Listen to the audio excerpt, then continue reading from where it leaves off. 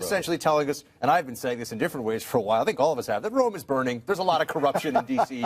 We get that part of it. Yeah. How do we do anything about it? We know there's always these campaign finance reforms, which just make the situation worse. Right. Is there any way you could legislate, and I hate legislating against things as a general premise, legislate against legislators doing this? Well, this is the key thing. I think the whole issue of campaign finance over the last 40 years, the whole goal has been we're going to restrict American citizens or the buyers of influence instead of focusing on the sellers of influence, the politicians. I say it's high time we regulate the sellers of influence, the politicians. In 27 states, including Florida, where I live, Texas, large states, they have very explicit laws and rules that say when those state legislatures are in session, you cannot, as a politician, solicit or receive campaign donations, period.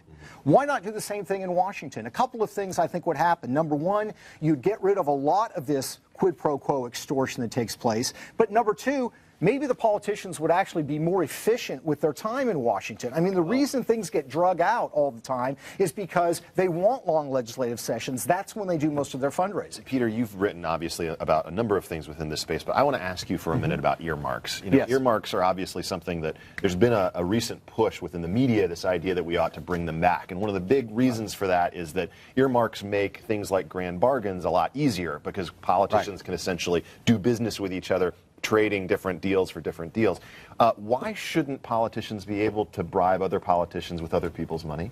Well, you know, it's an interesting question. I don't have as much of a problem with earmarks as some other people do, and here's why, okay? I think it's shady, it's dirty, politics is dirty, but at least I can argue that if we cut a deal and I do an earmark for you, that earmark is going to benefit your district in some way. It's actually going to benefit the general public. The problem with a lot of this extortive stuff is it only benefits the politicians. This is for campaign coffers. Yes, this is for campaign coffers. And this is really just to protect incumbents. Right? That's exactly right. It's protecting incumbents. So I have less of a problem with earmarks than I do with this. And this is why I have to push back against that a little bit. Don't you think that earmarks and earmark culture, thinking about this money in this context, is the sort of thing that feeds into this approach to being a politician and thinking of the role that you have as a representative to do business with other politicians and with industry as opposed to being a representative? Well, I have no problem with politicians doing business with each other as long as it's, you know, above board and legal. I mean, that's the nature of the system. What I have a problem with is when politicians extort companies. I mean, the bottom line is a survey was done a few years ago. They asked corporate executives, why do you give